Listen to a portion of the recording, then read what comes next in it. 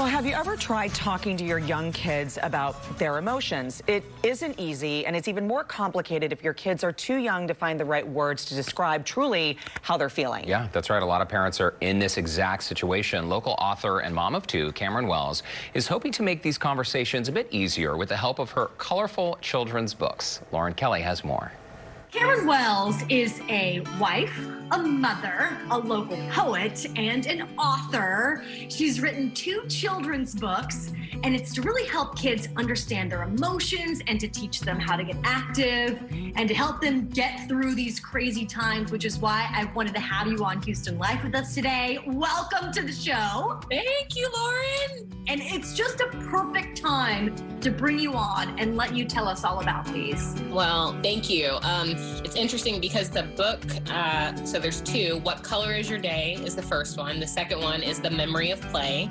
What Color Is Your Day was inspired by my son, who was doing a bed transition at the time and really just had a lot of big emotions to kind of work through. So in order to help him at that time understand emotions, I used color association. And so I'd say, Monroe, what color is your day? You know, and he didn't understand at first without context, but eventually that became a part of our conversation.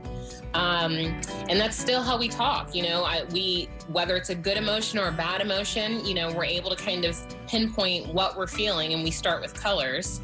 And then, you know, with everything that's going on now, I think the book is finding a new level of traction. You know, it's not just for the kids, it's for the adults that are working through a lot of emotions too. There's a lot happening right now.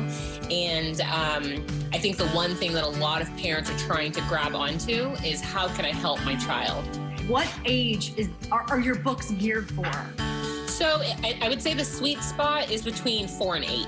You know, I've had kids as young as 2 really, you know, just love listening and looking at the beautiful pictures, you know, and kids as old as 10 or 11 that really do understand the message more. So 4 to 8, I'd say, is the sweet spot.